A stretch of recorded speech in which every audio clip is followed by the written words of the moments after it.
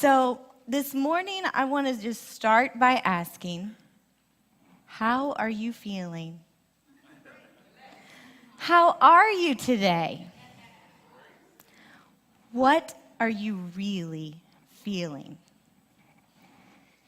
So many times we think of emotional health and we don't consider that every day we talk to strangers and in passing you say, "Hi, how are you today?" "Oh, I'm fine, thanks."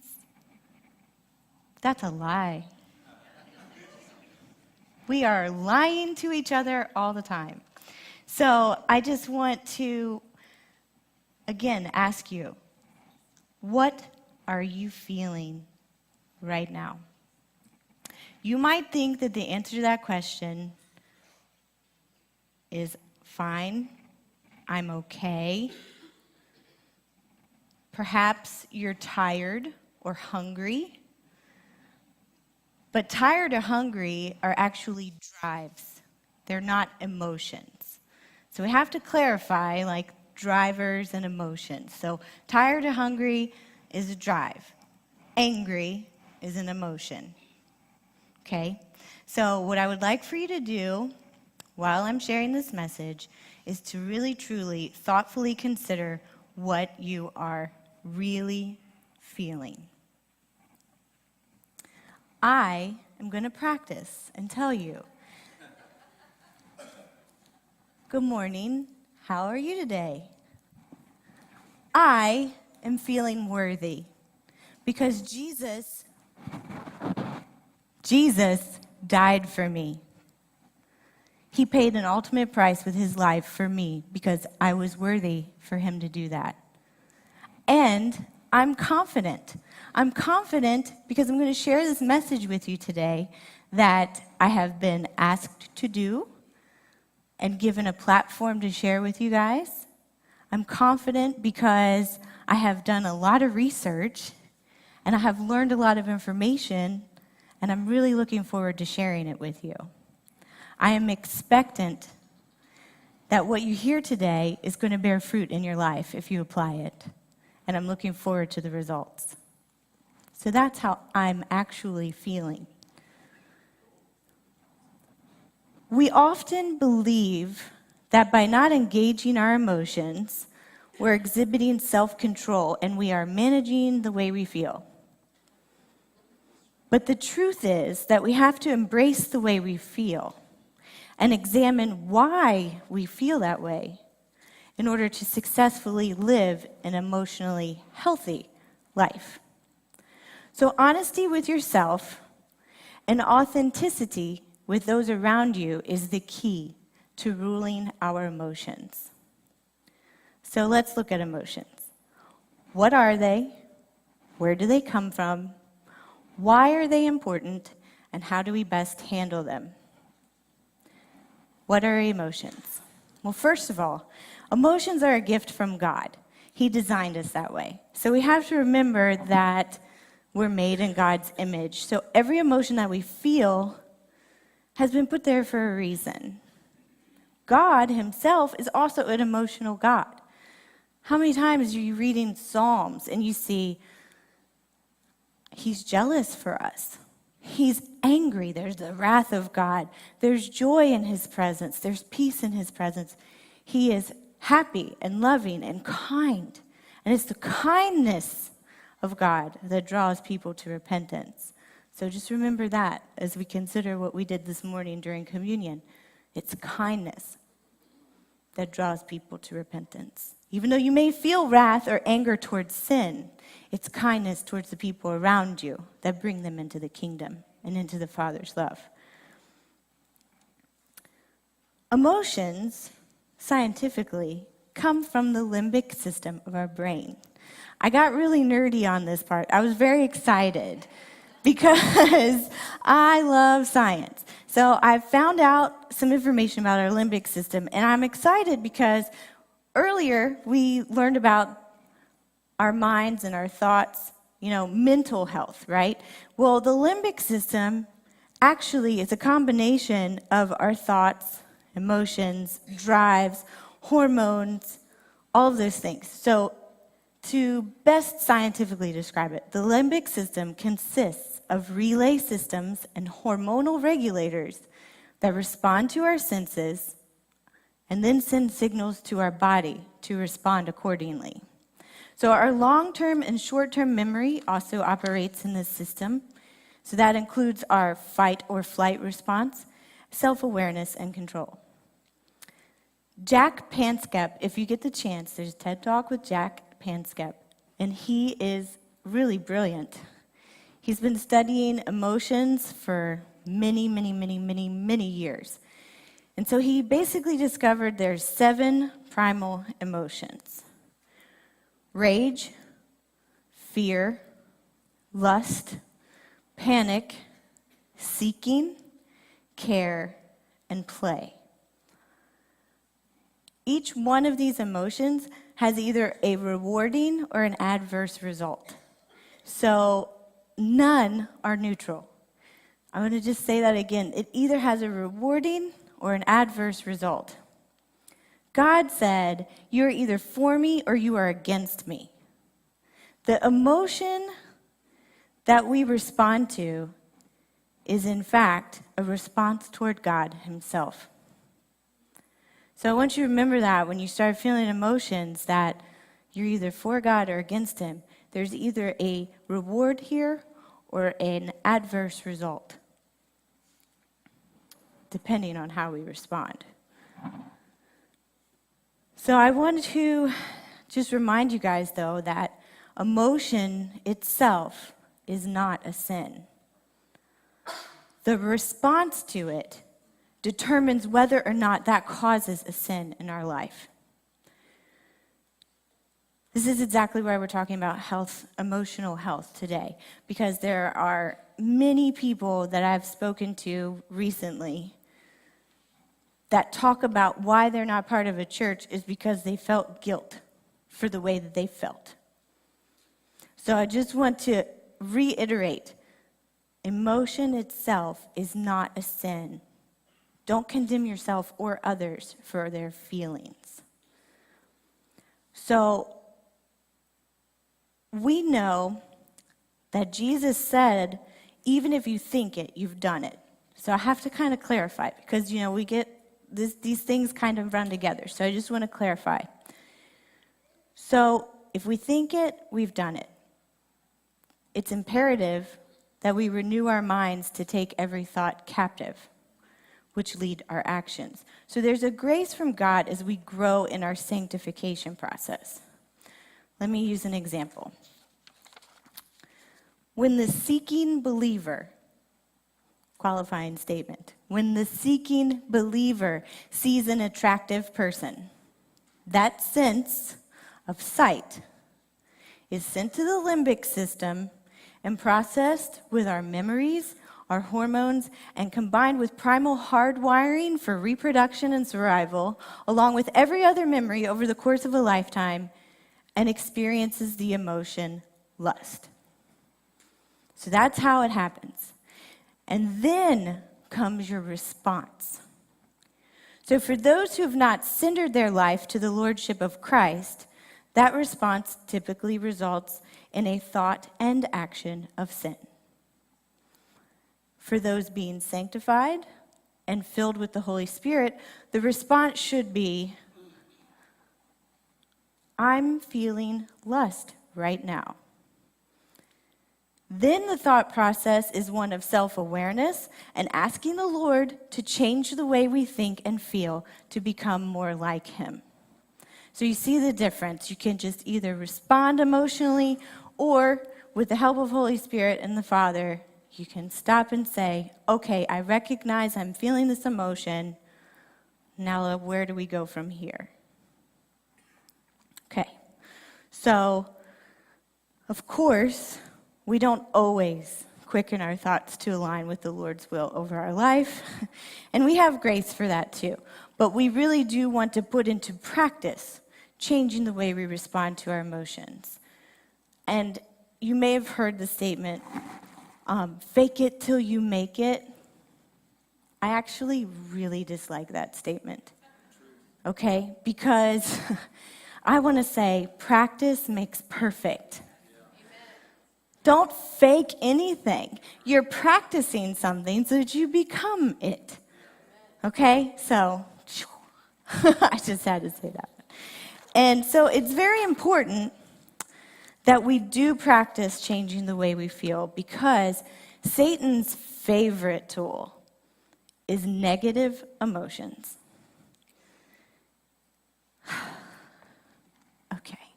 I'll just be authentic with you for a moment.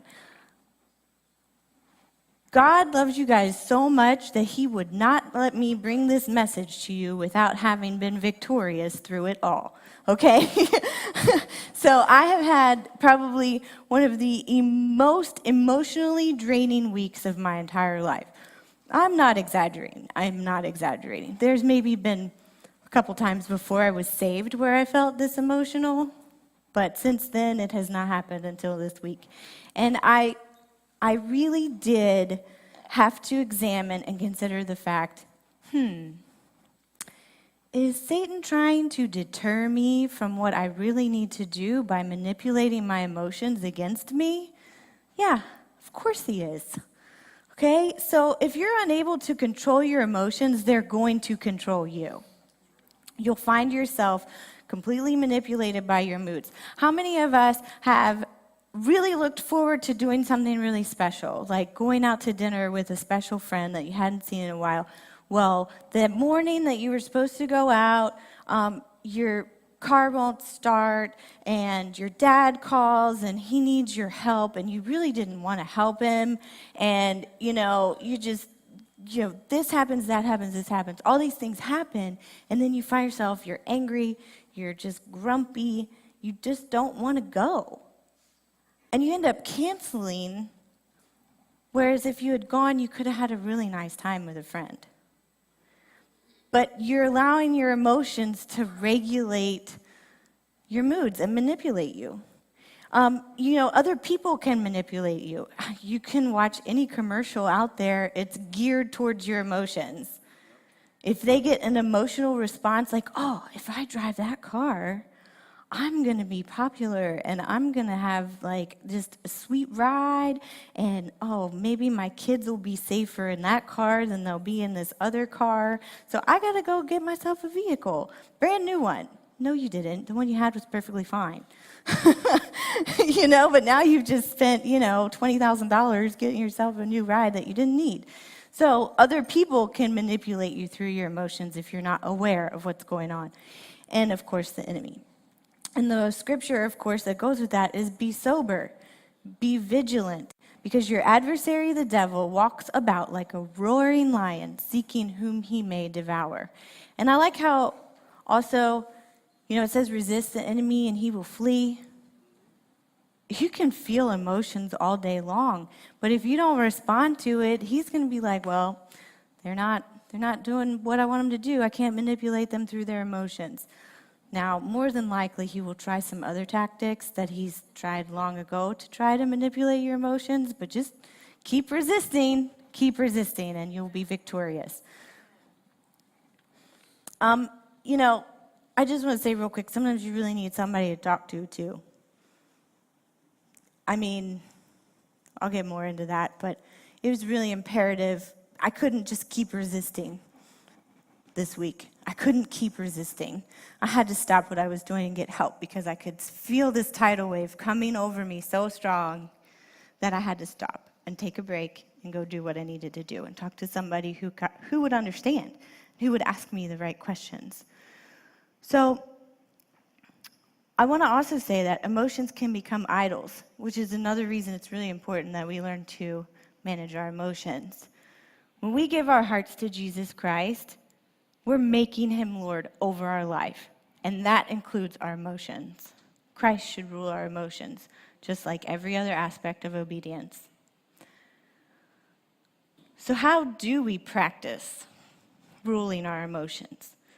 Number one, you want to identify what specific emotion you're feeling. How are you guys feeling now?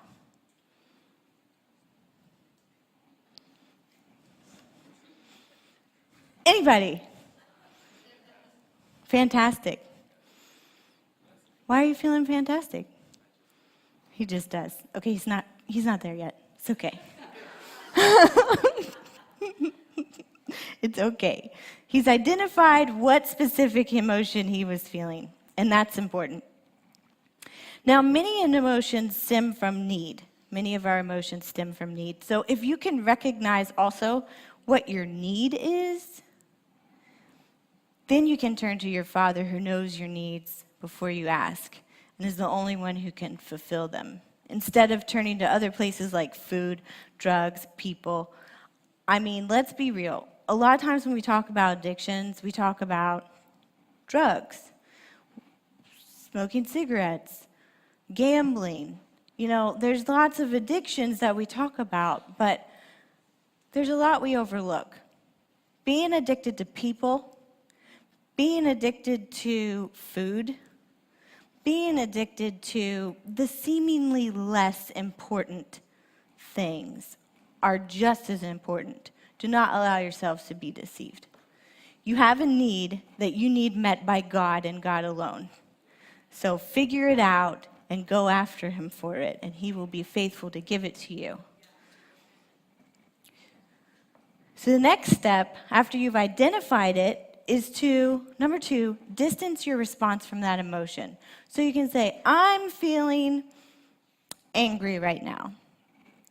The next step is to say, I think I'm feeling angry right now. I think I'm feeling angry because I didn't get what I wanted out of this situation. You've now separated yourself enough from the initial emotion that you can not respond to it. You've just given yourself space to allow yourself to feel what you're actually feeling and to process and handle the information in a healthy way. Number 3 is to dismiss any emotion that does not demonstrate Christ-likeness. So, I'm over here, I've said, I'm feeling angry. I think I'm feeling angry. I think I'm feeling angry because I didn't get what I want in the situation. Because I didn't get what I wanted in that situation means that I'm experiencing some bit of selfishness. There must be something in my life that is unsurrendered to Christ. I'm not responding to that emotion. I dismiss that, and I want to become more like Christ. So then you ask God to fill you with his Holy Spirit. You say, God, I want to become more like Christ. I don't want to feel angry because I didn't get my way and I'm immature and selfish. Help me to be selfless like you, God. Help me to become more like you.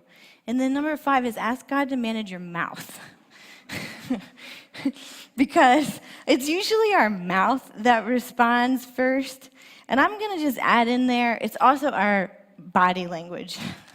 Because there's like a little meme or something that's like, it's not my mouth that's the problem, it's my face.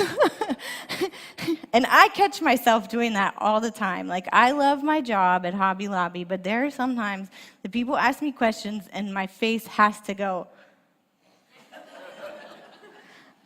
And I think I'm being really good. I'm like, well, I'm not saying anything.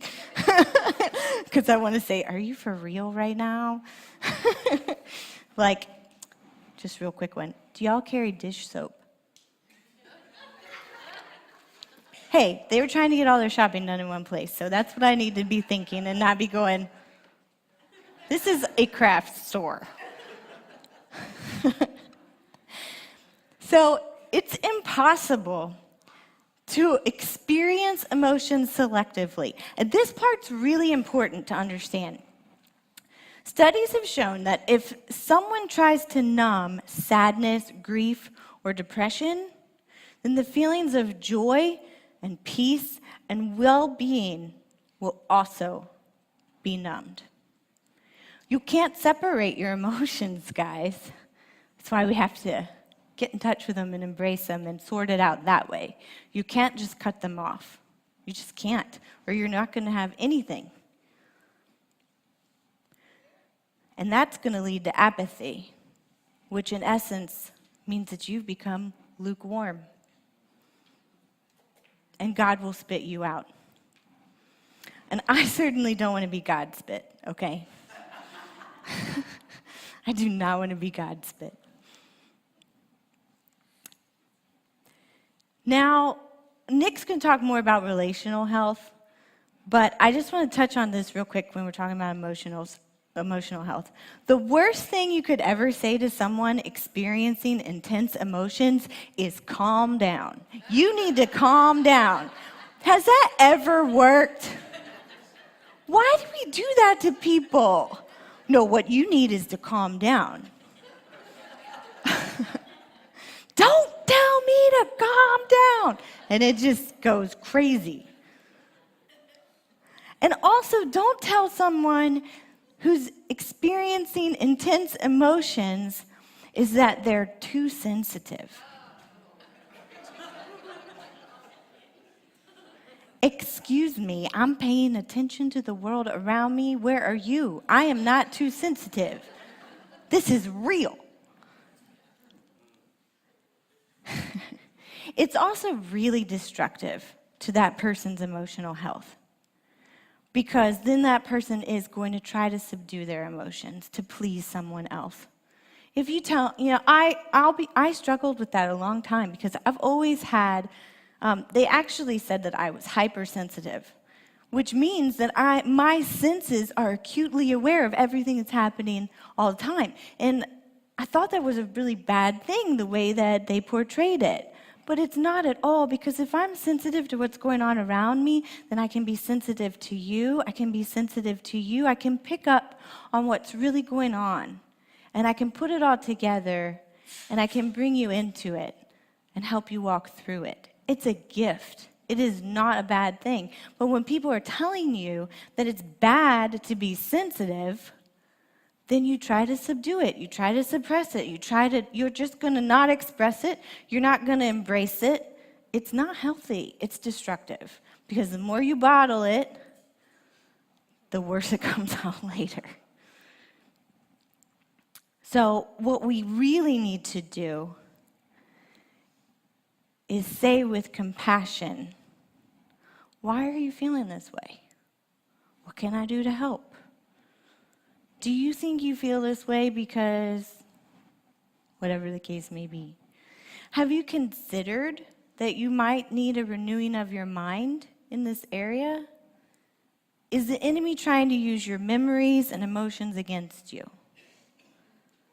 Are your senses responding truthfully to your circumstances? Because that's a thing too. Sometimes we perceive information with a bias based on our personal history that creates a thought monster that isn't even accurate. I'm going to tell this story. Some of you guys may have already heard it. I found it on the internet, but it's really amusing. Okay, so it's a husband and wife story, and in her diary, she writes, "Tonight, I thought my husband was acting weird. We had made plans to meet at a nice restaurant for dinner. I was shopping with my friends all day long, so I thought he was upset at the fact that I was a bit late, but he made no comment on it. Conversation wasn't flowing, so I suggested that we go somewhere quiet so we could talk, and he agreed, but he didn't say very much. I asked him what was wrong.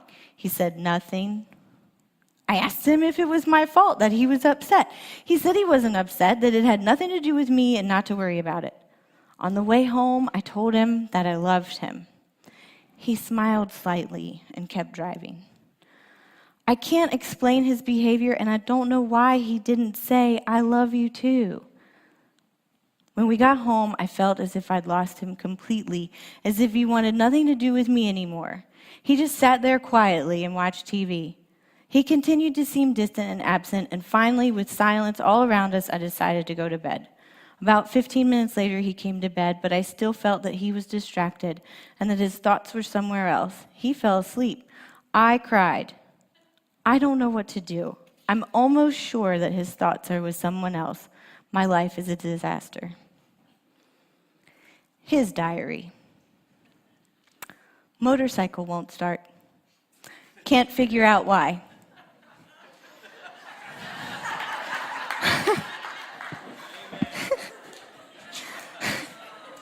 Okay?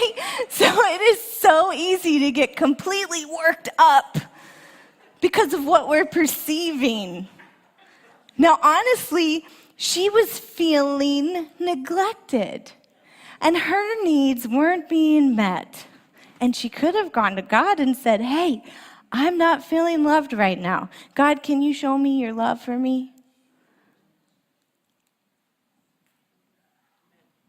And then probably, honestly, if she spent some time with God, God would have said, maybe you can help him figure out what's wrong with the motorcycle.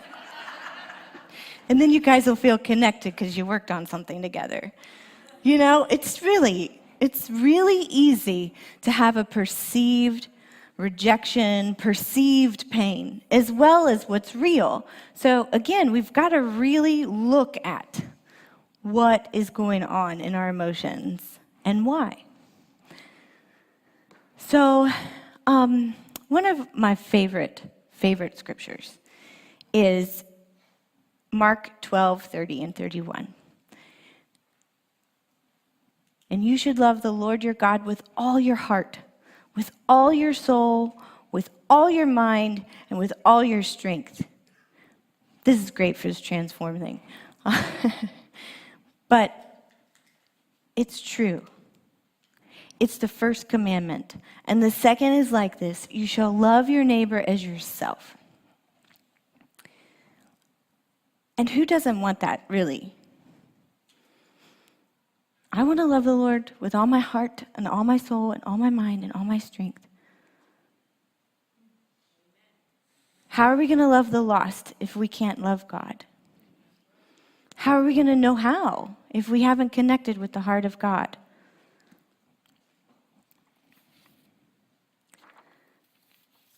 And speaking of the heart of God, this is for all my prophetic people out there. I'm going to show you a picture, but everybody gets to come too. So, like last week, I was in worship, and I climbed into God's eyeball, okay? I know it sounds crazy, but I was this tiny little Emily, on the tip of God's hands. I was only this big, and I'm God, right? And he's holding me in his hand, and I'm dancing for him, and I'm having a nice time, and he said, come closer.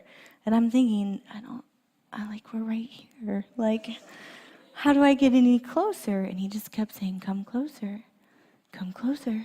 So I crawl into his eyeball, and then I'm in there, it's just dark, and I'm like, okay, this is really getting weird, God. I don't know about this vision here. But what I did inside of his eyeball is I actually stepped off of a ledge, and it was all liquid, and I just went down into this ledge and just floated down, down, down, down. And then I realized I was in his heart. I had gone from seeing to feeling. He sees you and he feels you. And you can feel him too. So I was inside of his heart, and his heart is it's fire, surprise. His heart is burning on fire for you.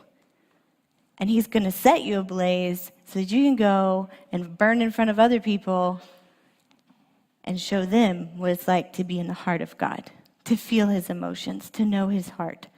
So that's just a quick little picture about being in the heart of God. It's hot, it's fiery, all of the bad things are going to burn away, and you're going to come out empowered and ready to love like never before because you've experienced the heart of God. And you can't give it to somebody who doesn't know if you haven't gotten it yourself.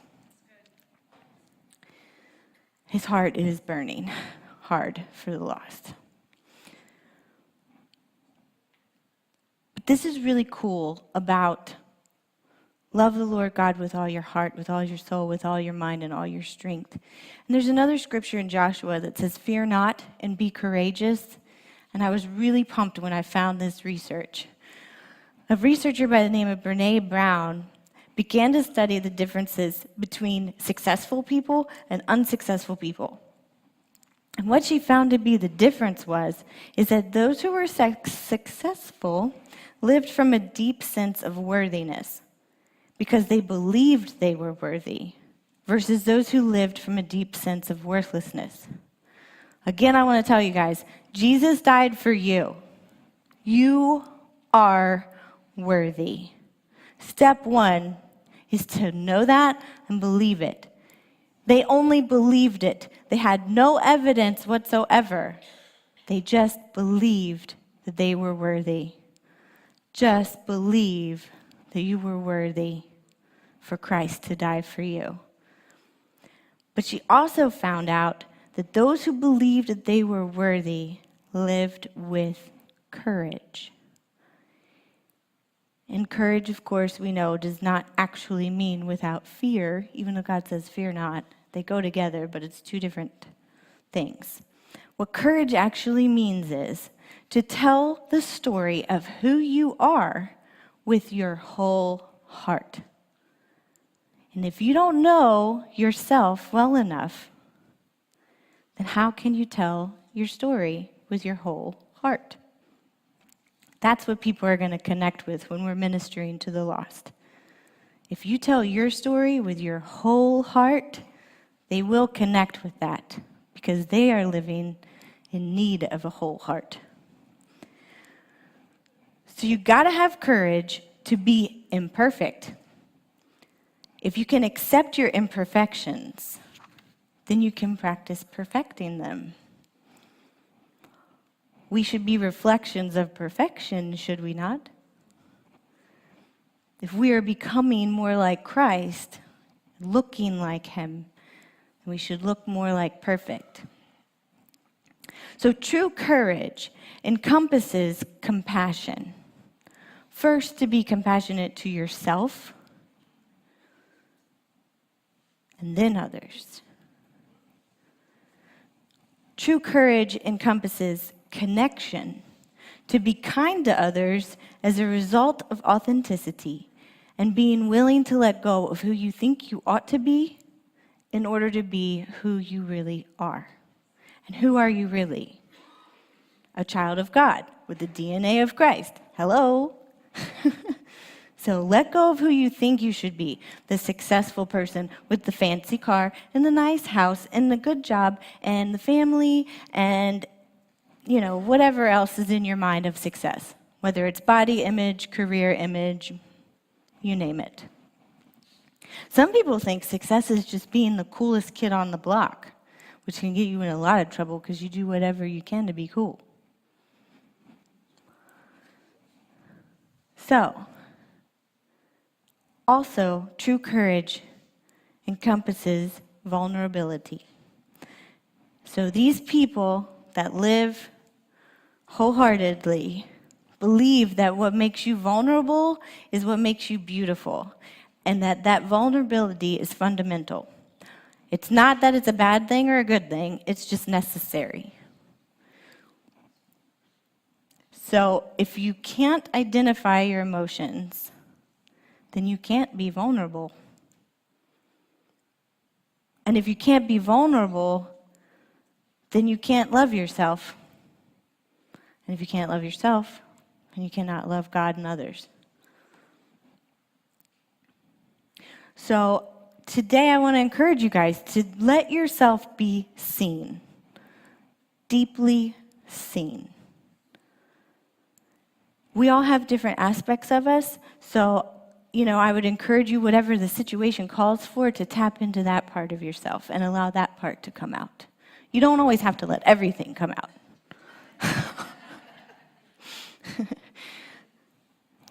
I tend to go that way sometimes. But really, identify the situation and what's best for it, and allow that part of yourself to shine through, that Christ-likeness to shine through. And on a side note, this is really cool. So I was talking about the limbic system and how our hormones come into play with that. So another study I've found says that our hormones, there's testosterone and cortisol. We'll just talk about that. So testosterone is like confidence, power. Cortisol is like fear, stress, anxiety, right? So this is just a really simple way for you guys to practice being truly seen. Okay, so this posture will actually increase your cortisol levels because our senses include the way that we perceive ourselves. So if you make yourself small and tiny, which is a lot of times what we do, because we're being humble with a question mark. That's false humility, guys. But we make ourselves small, and then we act small, and we don't speak what we're really thinking, and we don't address how we're really feeling. We just kind of keep things under control. But if you want to actually have less stress and less fear, you want to activate your testosterone.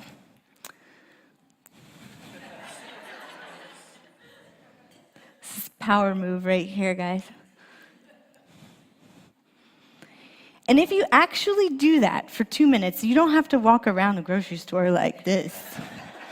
But if you actually just think about activating that in private, in your own home, in your bathroom, before you're going to do a speech or go to an interview or something, if you just practice this, that sense alone of looking at yourself in the mirror, in that posture, will activate the right hormones for you to do what you need to do. It's really cool. Isn't God's creation of us absolutely marvelous? But if you activate that testosterone, then you're just less stressed and you're less fearful. So then you're going to be comfortable in your own skin and sharing who you really are without fear. So that's just practical. Obviously, we're going to apply our spiritual health and our emotional health, our mental health, and all of that together. The physical health, relational health, everything that we're learning and growing in. But that was just a really just small, practical, real way to practice being perfect. So, just in closing, I want to just give you all permission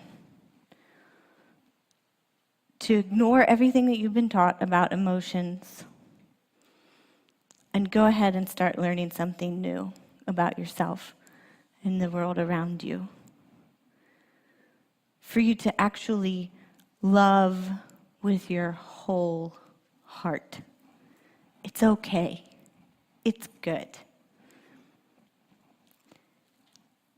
And also to practice praise and gratitude in the journey. Because whenever we start to feel those negative emotions, we need to include, God, thanks for revealing that about myself. Thank you for revealing that so that we can remove it and you can replace it with your character and I can become more like you. So practice that. Practice living from a place of courage, of wholehearted worthiness, and managing the things that we feel and the things that we think, and bringing it all together to be more like Christ.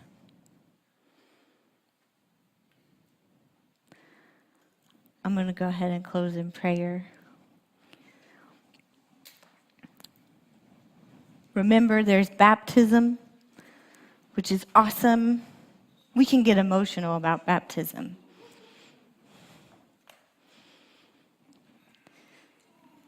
So, Father, just thank you so much for everything that you're teaching us, for the way that you are transforming our minds and our hearts, and giving us all the tools that we need to become more like you, to be transformed by the renewing of our mind, including the physiology of our mind, the physiology of our emotions. That we become transformed in our spirit first, and then our bodies and our minds into a place of wholeness and unity with you, God. Lord, I pray that each one in this house is quickened to train their minds and their emotions to bend and submit and surrender to your will in their lives. That we're able to just quickly adapt to changing circumstances and recognize what we're feeling, understand why, address what you show us needs to be addressed,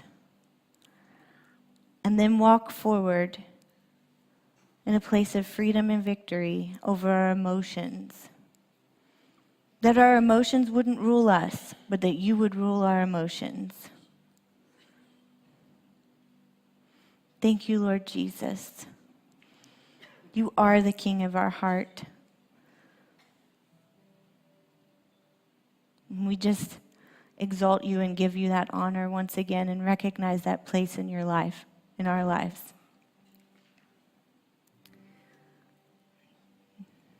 In Jesus' name, amen.